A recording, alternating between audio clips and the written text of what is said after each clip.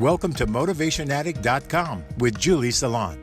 This is where you will find inspiring stories on how to motivate yourself and gain momentum towards success, turning fear into confidence, and how to find divine flow, allowing you to crush your goals. Thank you for being here. And now, let's tune in to today's show. My guest today is Joy Idries, and she has a tagline that says, "Goodbye suffering and hello joy." She knows what it's like to live with struggle, fear, suffering, and pain, and she also knows how to teach lasting freedom, happiness, and joy easily and in a very short space of time. Her forthcoming book, Joy Unleashed, describes how she healed from decades of blocked emotion, trauma, and chronic and life-threatening illnesses in an amazing 2-day rapid turnaround. So I am very excited to talk with her today. She is from the UK. Welcome to the show, Joy. Hey everyone, Julie Salon from Motivation Addict. I am super excited today. I have a very special guest from the UK, all the way from England. Her name is Joy Idries. Am I saying that right, Joy? You are indeed. Idries. And we met at the New Media Summit. She is a wonderful person. She helps people release their suffering and find joy. And her name is Joy. She's got a bunch of different businesses, which we're going to talk about. What she does, how she found her joy, which is very important so that you can all find your joy no matter what you're doing. So welcome to the show, Joy. Thank you for being here. I appreciate it. Thank you for inviting me. I'm looking forward to this. So why don't we start off and let's tell the listeners a little bit about, because I read your bio and it's amazing how you kind of found joy in the span of a very short time. Can you give them a little bit of a background as to how that happened? Yeah, that weekend was a culmination of all the trauma that had happened to me before then and the effect it was having on my body and I was in a period of depression. I'd reached a state of chronic fatigue. It's like my body had shut down really because a lot of the things that had happened to me I hadn't dealt with. I'd just pushed them down, into the body, not really talked about it very much. Except towards the end, I was starting to have some therapy, but I didn't find talking therapy was that useful, really. So, it's kind of all accumulated over the years, and I'd reached a state where my body was saying to me, "You're not going anywhere until you sort this out, woman." I've been there, yes. Yeah, and I tried a few things, besides therapy, I'd tried, meditation, and I'd tried, different modalities and also nutrition and different things. And of course, at that time, chronic fatigue wasn't very well known either. So, I didn't even know that that's what I had. It was just like the doctor said, "Oh, it's just depression," or "It's just rheumatoid arthritis," or whatever. But I knew that I had to do something. And this weekend, it was a healing retreat weekend that I came across. And I said to myself, this is my last-ditch attempt. If this doesn't work, I'm just going to crawl into a corner and withdraw from the world and do nothing, Wow. Because I just didn't have any energy left or motivation left to do anything. And, it's just like I felt like giving up. I didn't want to commit suicide because that's not me, but, I just wanted to withdraw from the world. And I went to this weekend and I actually was miraculously cured in that weekend. I came out of it singing, dancing, Wow. completely different person. I was able to move around easily. I mean, before I went in, I was crawling around from room to room to be able to get from one part of the house to another. Almost like a wheelchair. My husband, almost carried me into the place, to go to the retreat. And I was sat in a chair, could hardly move. But at the end of it, bouncing out, full of energy, full of life. And I was left with a sense of peace and joy that has never left me since, which is absolutely amazing compared to where I was, The turnaround, absolutely miraculous. And I was so wowed by that experience that was when my why was born. It's like, oh my gosh, I've got to share this with the world now. I've got to really, go out there and help everybody else to feel the same. Yes. I trained in the method that they were putting forward and became, part of the team for a while. And then I started to take my own clients, and kind of over the years, I mean, this is about, I don't know, maybe almost 20 years ago now. Developing my own twists and additions to it, and also over the years developing my intuition, because I think when you're using this kind of work, you do deepen in your intuition. So that's really great for the clients that I work with, because sometimes they may be at a sticking point where they're not able to access their own sticking points. Yes. And with the intuition, you can actually help them to identify it. So that's really great. So it seems like you're very empathic and very intuitive, as I am. But let's talk about what you just said for a minute. How can people, I believe everyone has intuition. You believe that too. But of course, in today's world, people stuff it down, and your ego in your mind overrides that. So how can our listeners find and listen to that intuition? It's like developing a spiritual muscle. If you want to develop a physical muscle, you go to the gym and you exercise and you do certain things which are, particularly good for those particular muscles. So it's a different way of communicating from the way that we've learned. So we need to kind of unlearn some of the old ways of communicating with ourselves and with others, and learn this new way, which is a very subtle process and involves becoming very still. And there are different ways that you can find that stillness. I mean, I do it through breathing, meditation, mindfulness, and teach people to do it that way too. And when you reach that still point is when you can start to hear the whisper that comes up through the stillness, that subtle wisdom that's there for you to access when you're in that place of stillness. This is how people can develop their intuition. They can practice breathing, for example. I mean, one of the things that we do is breathe in through the nose, count to a count of 5, pause for 5 seconds, and then breathe out to a count of 5. And at the bottom of the breath, pause for another 5 seconds. And in that 5 seconds is where the stillness is, that pause at the top and bottom of the breath. So people can really start to feel into that. And the more they develop that spiritual muscle of just being in that stillness, then they can start to access what's coming through it. And, usually it helps if they've got some kind of focus, something they want, a question they want answered, or something they want to explore. They can set that as the focus or intention at the beginning. And then through the stillness, the answers will arrive. It seems like a lot of people don't do that today, or they understand to breathe, and breathing does slow down everything physically to give you that space to actually hear that small voice, because it always comes across as still small and sometimes just a whisper, until you get used to it and keep on working with it, as you say. So that's a wonderful, I love that. I love the 5 seconds at the top and 5 seconds at the bottom. That's really nice. And how many times should they do it? Is it a couple of times in a row if they don't feel something straight away? Yeah. I mean,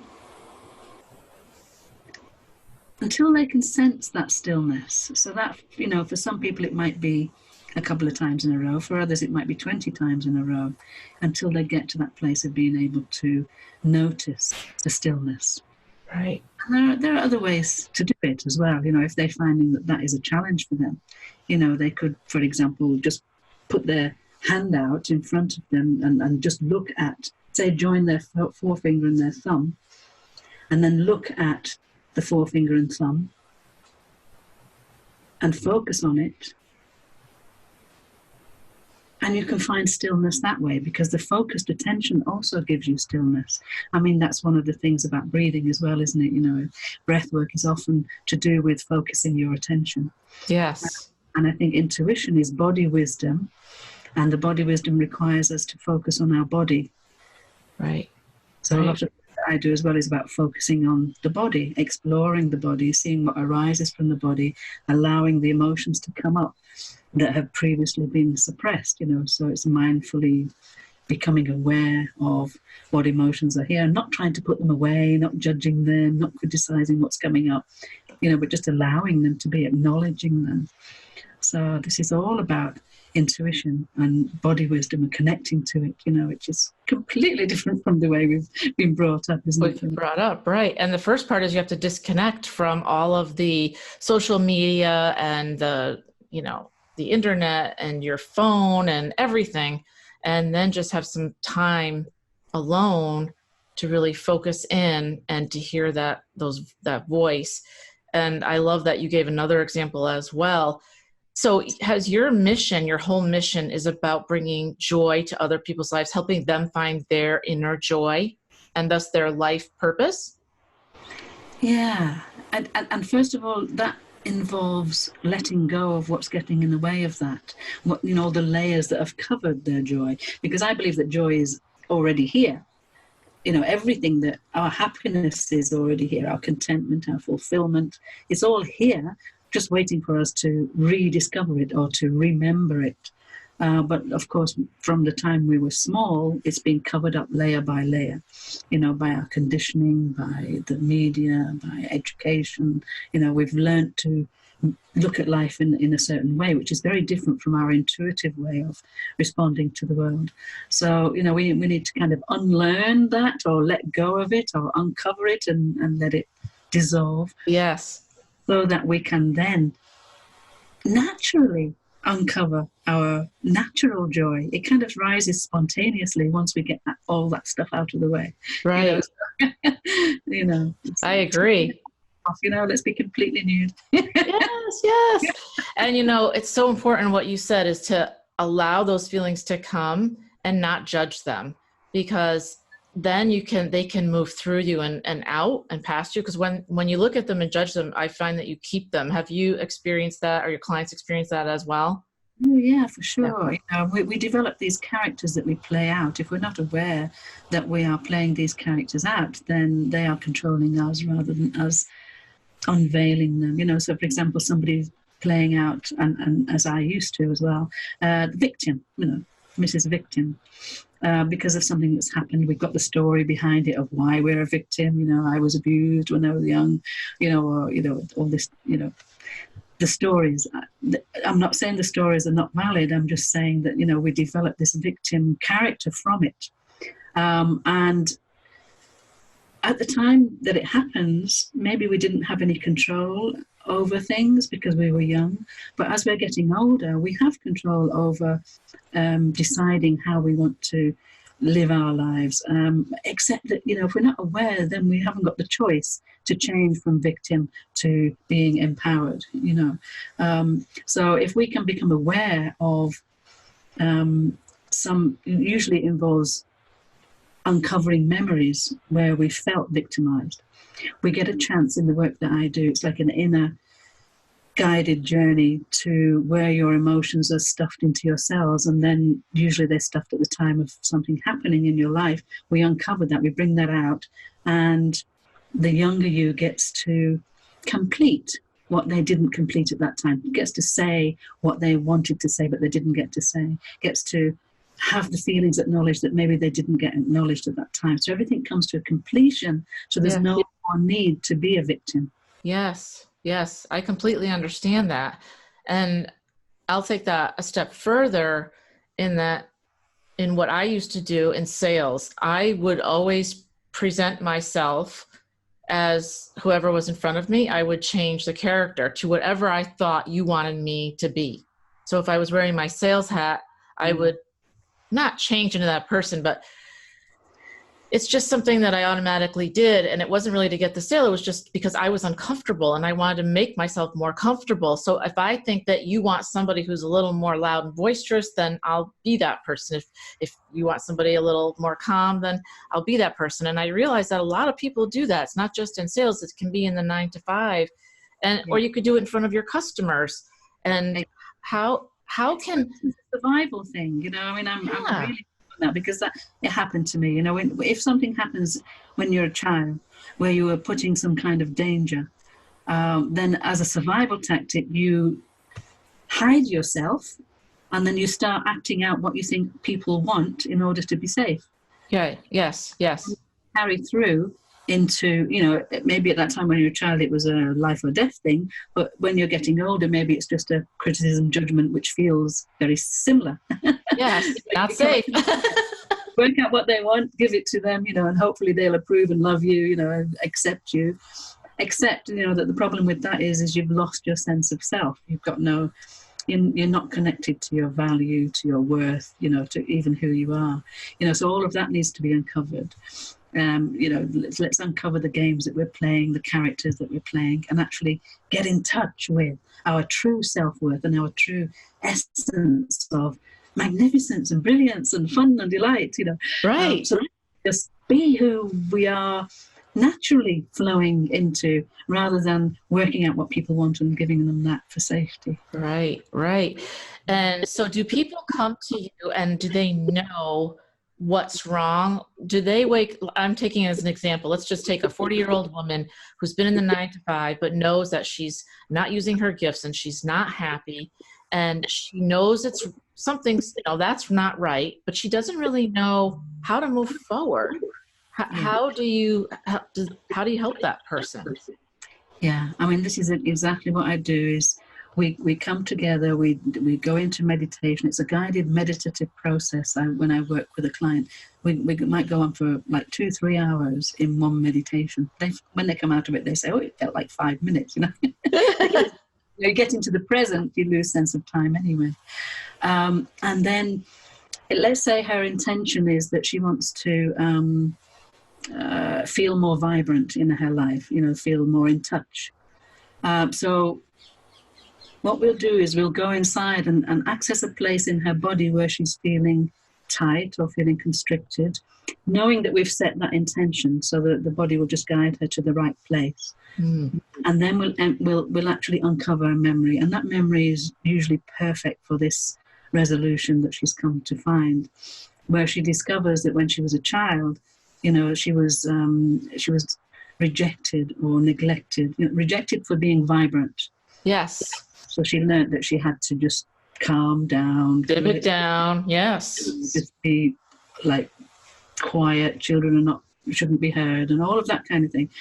So then she will empty all of that out, have her say, and then by emptying all of that, she's then open to her true vibrancy. It will come in, and then she'll be able to breathe that in, reprogram her cells with the truth of who she is, having let go of all the falsehoods that she's taken on.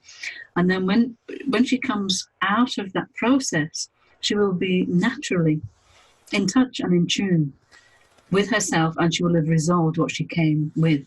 So, when she goes to work, she will approach it in a completely different way. She will see things in a completely different way. She'll interact with people in a completely different way. And just an example, I had a woman who came to me who, she was actually, she was crying a lot. And she came to me because she was crying and because she knew that I had a spiritual approach to healing. She didn't want just normal therapy or, go to the doctors and take tablets or something. So her husband was bullying her by, used to keep saying, "You're stupid. You're stupid." She used to take it in with a dagger, so it was damaging her self-esteem, making her feel she was believing it really.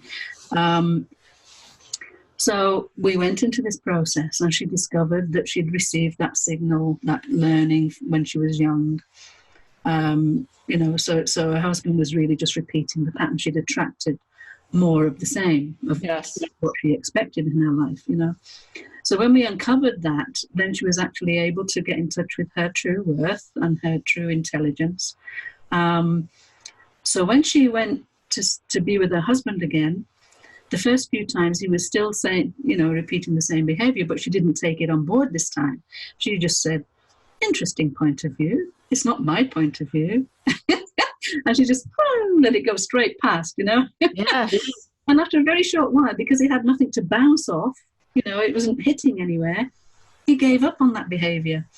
And their relationship became more intimate. They went into like a honeymoon period. That's good. That's great. And it affected her at work. So she was being bullied at work in a similar way, not giving her a promotion and all of this. She ended up creating her own position in the company, a multinational corporation, geeky corporation, and this new position that created for herself was teaching mindfulness within the corporation internationally. That's amazing. I love that. That's amazing. Yeah, her passion, her purpose was uncovered. She got in touch with her true self.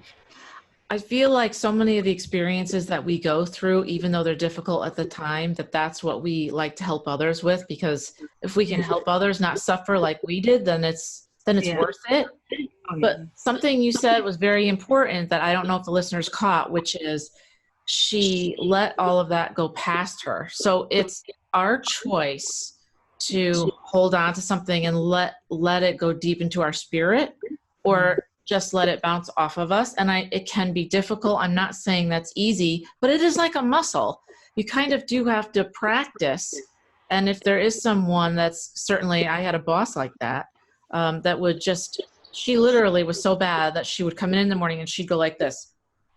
Don't talk to me. Like, you're not even here. Like, talk about being not only silent, but that I was not even there. And how do you react to that? I can't react to that. There's nothing I can say or do. And it really hurt me. And then I realized I have the control.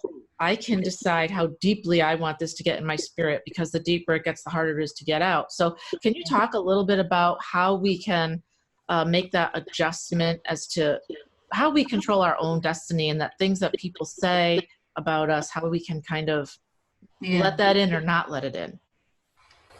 The key is awareness. Awareness gives you choice. Without the awareness, you don't have the choice. You're just being controlled by your ego and by these dominant characteristics and stories that you're following.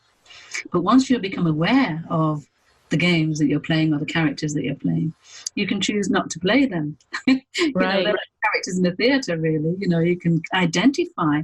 If you spend a week identifying a particular character, for example, let's say it's Mrs. Controller Lola. I can give them a funny name. I love that. This character that's like authoritarian and wants to control everything, and is not flexible. It's like it's got to be this way, and that's the way that you keep yourself safe. But if you watch it for a whole week, then you, just by the very fact that you're watching that, you're observing it as a witnesser, it means that you're identifying with the witnesser part of you. And so you disidentify, you're not so attached to the character that you're watching. So it gives you that kind of flexibility to be able to kind of not be controlled by it. Yes. And that's the point at which you can say, oh, okay, I don't want to play that one anymore. You're so cute, but no, you go away. I'm being flexible, so if you watch these different ones, you can identify, again, another one, of my clients, because I teach this kind of thing as well, to identify the characters. And she identified, and give them funny names. She called it Auntie Terrier. A terrier is a dog that holds onto a bone and will not let go. Yes. Identified this aspect of herself, which is a bit, OCD, where she wouldn't let go of keeping the house tidy. And, she was driving her kids nuts and her husband, because every time they left anything out of place, she'd fly into a rage. I've told you so many times, this belongs in this drawer. So they were like living under this, very tense situation. So she was invited to watch this character that she'd identified for a week. And so she was watching it, and sometimes she got pulled into it at the beginning, but she recognized that she got pulled in, and she was able to kind of step back a little again. She wasn't fully identified with it. And then it got looser and looser as time went on. And then one day she noticed herself grabbing onto something, starting to go into this rage. And she realized how empty it was, that it wasn't really who she was. She'd reached that place where she was more fully identified with the witnessing. And she burst out laughing. Oh, good. Flying into a rage, she just burst out laughing. And the whole family just went, visibly relaxed, Yeah. And again, you could never go back to that character again, because it had been exposed. She never needed to play it again. So it doesn't take very long. It doesn't need to be something that is hard to get into the practice of, and it's going to take a long time. That actual process for her took about 4 days. Wow. and never Wow. to go back again. Once you transform, you don't go back. That's why I call my work truly transformational. Wow. Wow. Now, what about if you have a client that wants to stay stuck? And of course, I would believe that they don't really know that as the top of the mind. It's underneath the layers. But a lot of times we get comfortable because it's safe, right? Or it looks good on paper. Maybe we're doing the 9 to 5 and it looks good on paper and you're making a decent wage, but you have some challenges. You're maybe not showing up as you really need to. You don't have any joy in your life. You're not using your gifts. So you are choosing to stay stuck, but they reach out to you because they know somewhere unconsciously that they need to change. How do you handle that? I think there are two different ways of being stuck that are coming to mind right now. One way is where they won't come to me. And usually it's the partner that's complaining that they're stuck and don't want to move. And the other one is where they're feeling stuck in some kind of outer circumstance. And so they might come about that, it's just like, I can't seem to get this to happen or that to happen or this to change or whatever. And I just wondered if, our work might do something about that.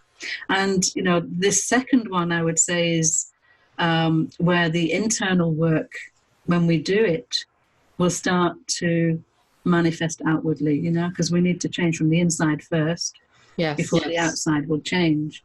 So if somebody's coming because they're stuck in a relationship that they don't know what to do with because they feel like, they've said everything they could say and whatever, they're stuck in that relationship. It doesn't seem to be moving anywhere.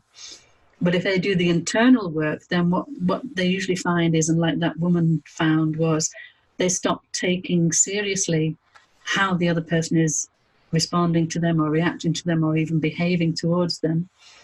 And they just start taking responsibility for their own feelings. Mm-hmm. And that automatically changes the dynamic in the relationship. You cannot stay stuck in a well, either the partner will leave because they can't play that, or she can't play that game anymore. Right. Or it will go the other way and they'll get more intimate because then the barriers have been broken down. And there's, I think you've talked about before in an interview I was listening to not long ago about the electromagnetic energy of the heart, for example. Yes. It extends outward. So if it's going out about 5-10 feet, obviously it's engaging with the other person that you're interacting with.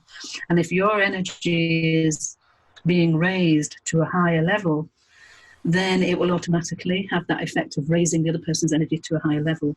Because given if you've got two frequencies together, I don't know if you've ever seen that experiment where they had a glass of water, one with a low frequency, one with a high frequency. They put them together.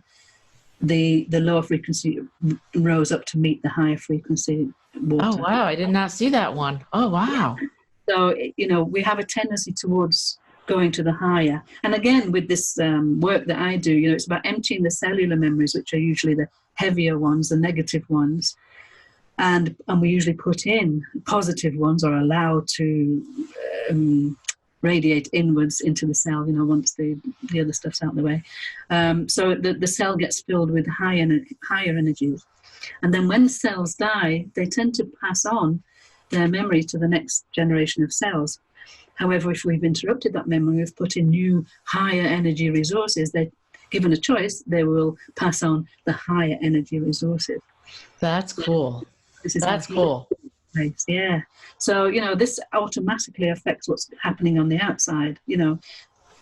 This woman who changed and created that position for herself at work, she wouldn't have been able to do that before. No. Because she wasn't in the right place.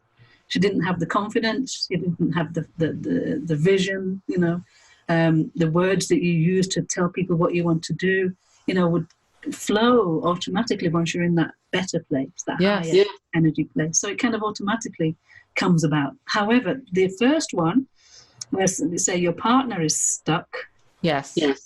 You cannot change your partner or whoever it is that you're having this relationship with and that person is stuck. You need to just allow them to be stuck for as long as they want to be stuck until they're willing to change. However, as we were saying with the second one, once your energy changes, that energy might actually help that person to come to the decision that they want to move out of their stuckness. Yes. And joy is, I love that you said that. And joy is something that you can find today, right now, right here. And you can do that by being present, being mindful, which I know you teach as well, which is so important because a lot of people believe, as you know, and I'm sure you've heard this a million times, I'll be happy when I get X. I'll be happy when I get that promotion. I'll be happy when I can work my own job. I'll be happy when I make more money, or my partner is quiet for a while, or whatever the case may be. Talk a little bit, if you would, about how we can be happy right now. And because as you said, just from what you just said, it radiates from inward outward to everything around you, and then everything changes. Yeah. And there are some outside things that you can do to connect with the inner. Well, I'm thinking right now of this, just raise your hands up in the air, and this automatically connects you with a happier feeling. Yeah, it does. It does. Yeah. And if you can, become aware of that and focus on it, just keep raising your hand into the air, and then, it changes the hormones in your body. It raises the serotonin levels. And the same with a smile. If you smile, even if you smile falsely, the body doesn't really know the difference between you smiling genuinely and faking it. It will still set off the same chemicals in your body that will give you a good feeling. So you're already starting to change those things from the inside. So, as I was saying, there are many ways to do it. So you could do it. That's a quick way to do it. The mindful one might take a little bit longer, meditation, listening to music, dancing. Yes. Having a laugh. Yes. I wrote a book called Benefits of Laughter, and playing on purpose. We play on purpose. We don't just wait until something happens for us to laugh. We can actually, decide to do something and get ourselves into a happy mood. So, there are lots of ways to do it. And I think that scheduling time to be happy is a wonderful thing. Just like you would automatically get into a ritual of gratitude that makes me so grateful for everything that I have, even just for being alive. It doesn't mean if you're rich, or it doesn't have anything to do with how much money you earn or the job that you have. It's about being grateful for what you have right now, the people in your life, the family that you have, everything.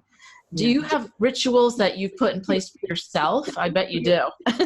Because I'm thinking about when I first started thinking about, somebody said to me, start a gratitude journal. Yes. And the first page in my book I wrote, I don't have anything to be grateful for.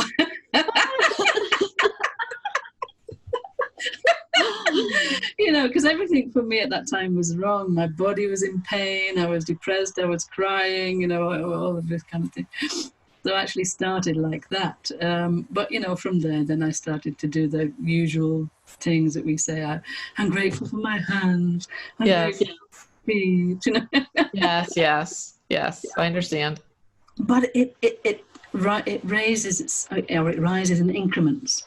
So the more you practice it, the more you tune into the energy of gratitude. Now it's like I've got everything to be grateful for. I'm grateful all the time. I'm always saying thank you. Even I go for a walk, I'm walking to work, and I walk past some trees and a few flowers. And, oh, wow, I so appreciate these flowers. Oh, thank you, God, for sending these trees my way. In the middle of the city. I'm in London, but, I actually live in a place where I can actually see some trees on my way to work. It's like, wow. Yes, that's so cool. That's so cool. That's so important, though, that you're actually taking a minute to be thankful, because gratitude is the fastest way to raise your vibration. And as you know, from just saying that electromagnetic field, which I'm all about, and everybody and everything responds to that. So if you're bringing the storm with you, and you've got those low level energies, and you're frustrated and you're upset, and it happens. We're humans. I'm not saying that, every day's perfect. That's not the case.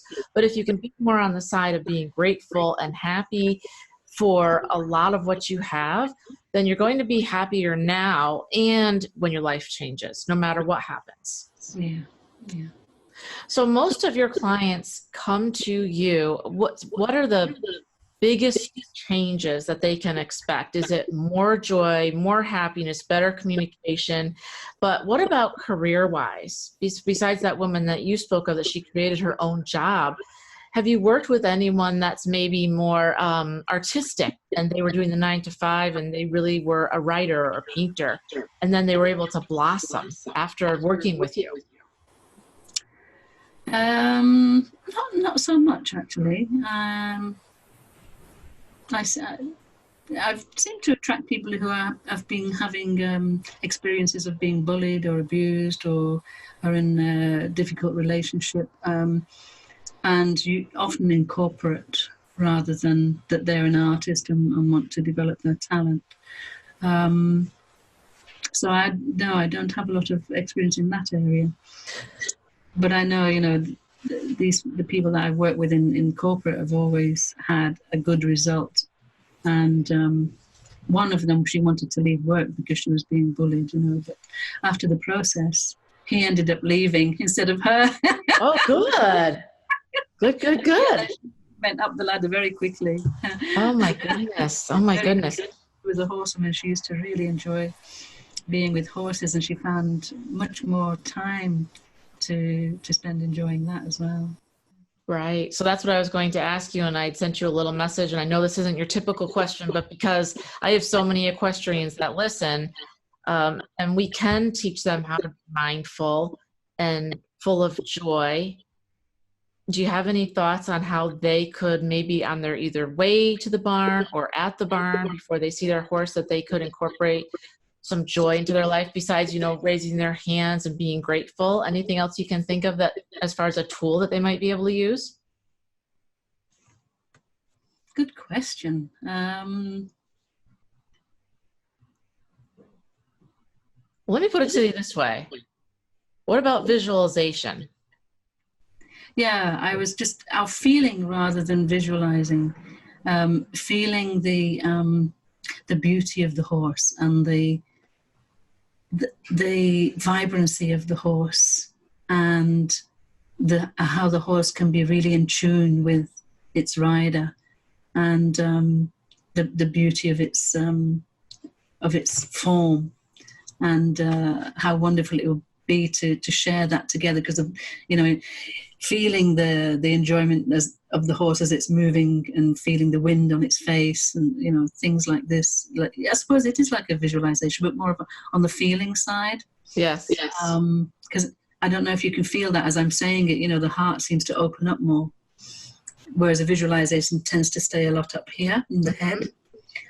So the more you can get into your heart about it, feeling the love, feeling the enjoyment, anticipating the delight of that, and allowing yourself to be like a child with it, because sometimes we can take ourselves too seriously, take it like a task, take it like,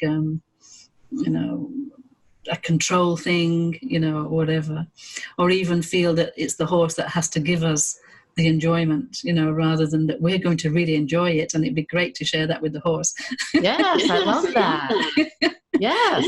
Knowing that the horse is going to feel our feelings when we arrive. That's right. And it will tune into that, and you can just both be just, when you're kids, you just enjoy being kids together.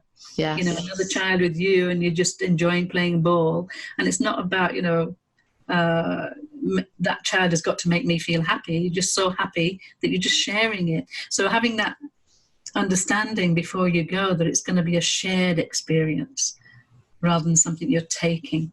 Right. And opening up a conversation versus just I'm here to do X, Y, Z. And I think we all are guilty of that, because we all have this long to-do list, and we all have things that we need to do. But just taking that minute or two to really have that conversation is huge, and just opening yourself up. And I always like to think of it as my heart as a flower, and when you focus on that, it just gets you out of your head, right? Because so many of us are in our heads a lot. Yes. Yeah. The intuitives are always up here, so we're always, not the ego part, but we're always trying to think, and sometimes it's better just to feel, because what you feel, you'll radiate out to others. Yeah, and feeling takes you into your body, and it takes you into your body wisdom, it takes you into your intuition, it takes you into your joy. The joy comes from the heart and the body and the feeling, rather than the joy, any joy up here in the head. What are your thoughts on, I know we've talked a little bit about self-care and taking time for yourself. And are you scheduling personally? Do you schedule in time where you say, I'm going to I know you walk to work, but maybe I'll take the dog out, or I'll go to the gym. And I think it's all about mindset, don't you? I think we tend to teach what we need to learn. So I have to admit that I'm not as good at self-care as I would like to be. I'm getting better at it, though. Yes. I think because I kind of come from a perfectionist kind of character. It's always task-driven, the next task after the next task.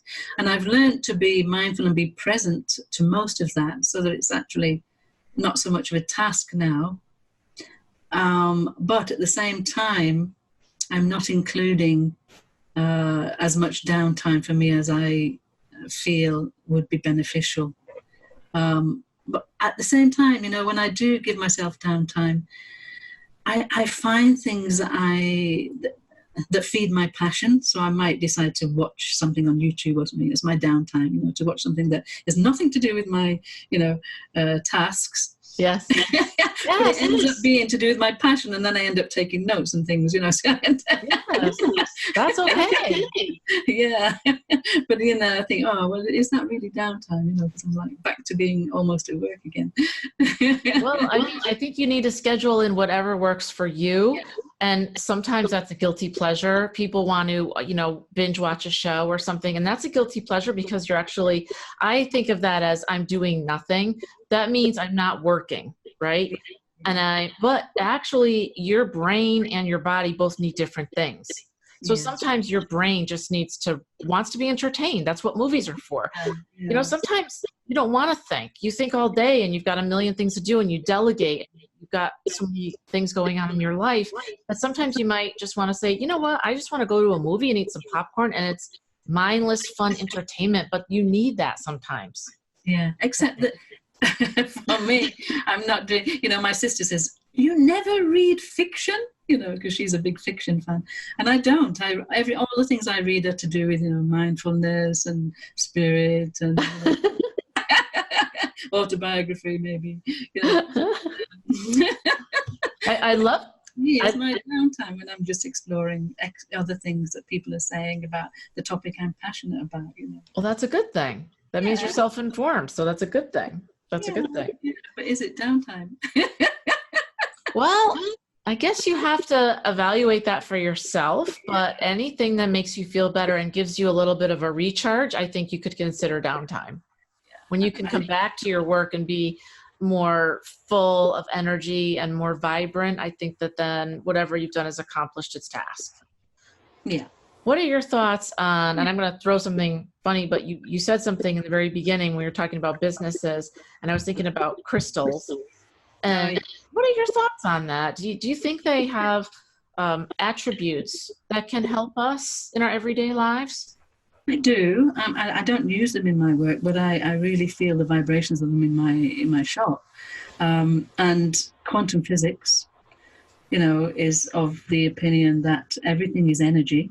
Yes, including thoughts, and also that crystals are generally amplifiers of energy, so they can amplify the thoughts that they are receiving, because they receive and amplify.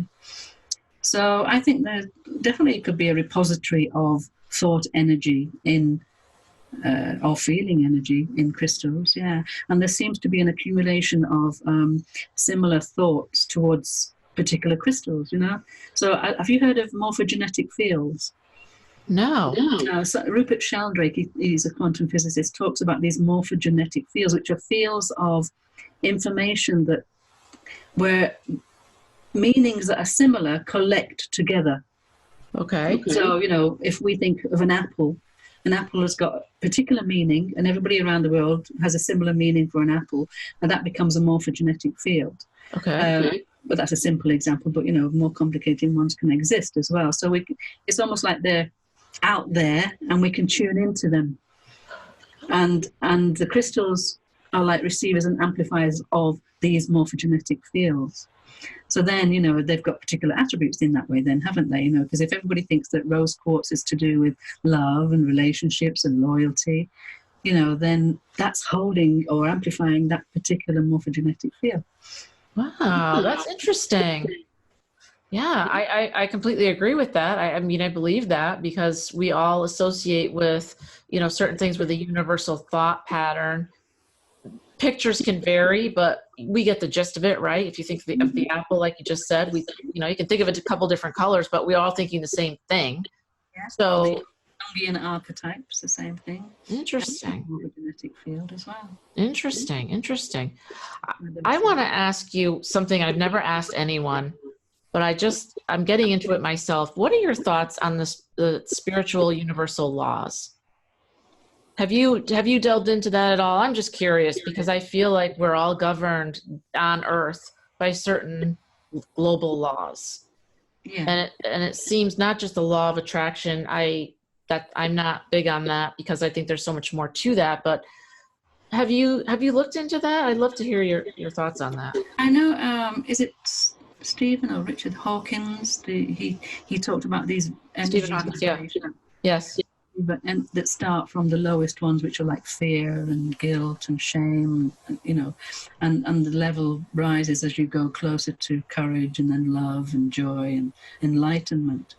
This for me is a bit like a law that if you're in a particular vibration, you can be entrained by that vibration, by that frequency, and that frequency that can then determine how you see life or what actions you take, what you expect.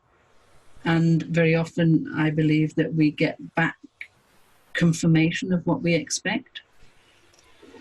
So that in a way for me is like a law, because if we are even just in the vibration of being angry, then because we're vibrating in that frequency, then we entrain with everything else that is vibrating at the frequency of anger. So yes. We may get angry behavior coming back towards us. Yes.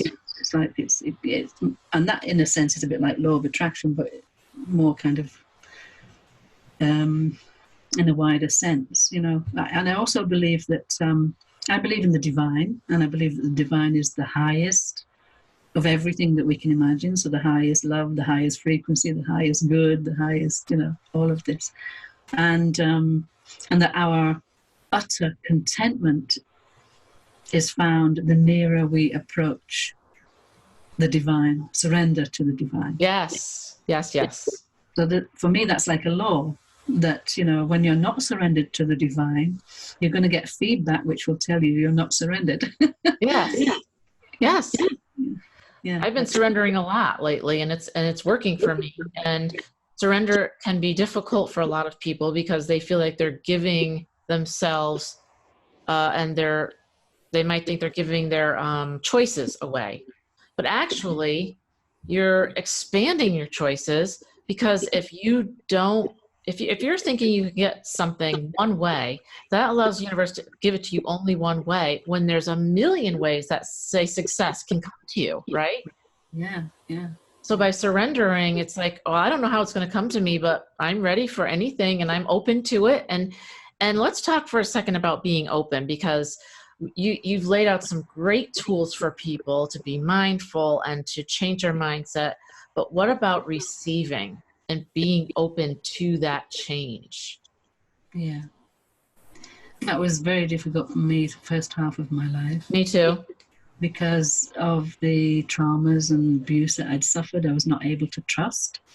And I think receiving is about trusting. Until I reached that place where I was able to trust. And that took emptying all the things that were telling me that I shouldn't trust, So that, for me, the trust muscle is something you need to develop. Maybe it takes longer than opening to joy. But it feeds back to you. So as you take little steps in trust, it feeds back to you that, it was actually good to trust. Oh, yeah, that happened. I trusted and it was okay. Yes. It's not like when I was a child. I've actually got more control about what happens to me now, whereas as a child we didn't. So, it kind of worked for us not to trust when we were younger. But obviously we need to trust in ourselves. But I think also another thing is that allowing, we were talking about allowing is, we've got the heart brain and the mind brain.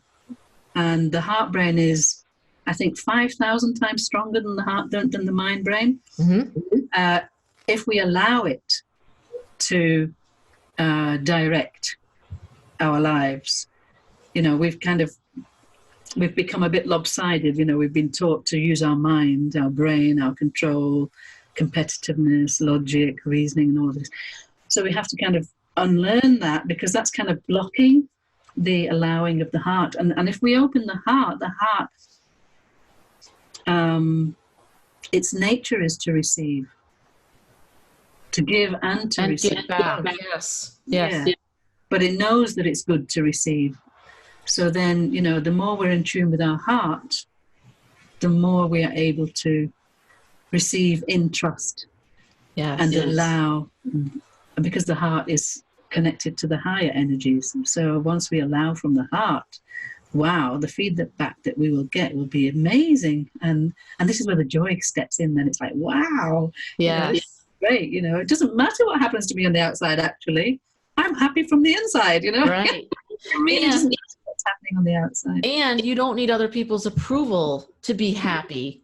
Exactly. And as a people pleaser, or trying to be former people pleaser all my life, and trying to be perfect, which doesn't really even exist. And I spent my whole life trying to make other people happy and waiting for their acceptance, when really it lies within you, right? Yeah, exactly. That's the thing. That's the whole, what's the word? The transformation point is when you realize it's all your choice and all down to you, and it's from the inside, and nothing on the outside really matters. Right. And you're the creator of your life, and you're an infinite creator, and the divine created you to create what you want and what your role is. Yeah. So I love the work you're doing. Obviously we're on the same wavelength, and I just love that you're helping people and freeing them from some of these self-imposed chains that we don't realize. It's not our fault a lot of times. Like you said, things have happened when we were young that imprinted on us. And I would love there to be a school that they would teach this, because to me, this is so important, more so than statistics. And it's important that you follow your dreams, and that you have confidence and you have self-trust in yourself to know that you can do what you set out to do. And there are tools at your disposal, which what you teach, and that the joy and that happiness is the foundation of everything great coming into your life, and also for you to help others with, for you to be that radiant being. And I do think that people are awakening on the planet at this particular time, and have been for a few years now. Would you agree with that? They're I think waking up. Maybe we're about, helping that awakening movement, Yes. As people do start to learn about the tools that they can use, and do start to empower themselves, because they're definitely waking up. I really agree with you there. Thank goodness. Thank goodness. Well, it's been an absolute pleasure to have you here, Joy. Joy has I'm going to link all of your information, but you have a freebie for the audience. So I will share the link, but do you want to tell the listeners about what you'd like to offer them? Okay. It's, I can't remember which one it is now. What did they say? Emotional triggers. Yes. I think this is where you can start to identify what's getting in the way of you being in your joy. It's like one of the early exercises that you can start with. So that's why I thought it would be a good freebie to have. What are these emotional triggers? Where do they come from? How can we handle them when they do turn up? So it's kind of, we were talking before about the characters that we play. These are kind of emotionally being triggered because we're in automatic. And we get triggered when things are still in the subconscious. So it's about bringing these to our awareness, bringing them out of the subconscious to our consciousness. It's a whole it's a whole part of becoming consciously aware and awakened. So, it's foundational, I think. So that's why I'd like to offer this as a free gift. It's a webinar that you can just watch about, what emotional triggers are, and how you can actually, get a grip. Wonderful. and run your life. Wonderful. Thank you for that. I appreciate that. So when this goes live, we will have all the links, and as well as your social media, and definitely the freebie, so that they can reach out to you. They can listen to the webinar, and they can also, I'll have everything that you've sent me. So I'm excited. So thank you so much for being here, Joy. It was wonderful to talk with you, and thank you for making time for myself and the listeners today. I really appreciate it. You're welcome. It's been great. Thank you. All right. Well, everyone, I hope you have a good rest of the day. And thanks again, Joy. I appreciate your time. Thank you. Thank you.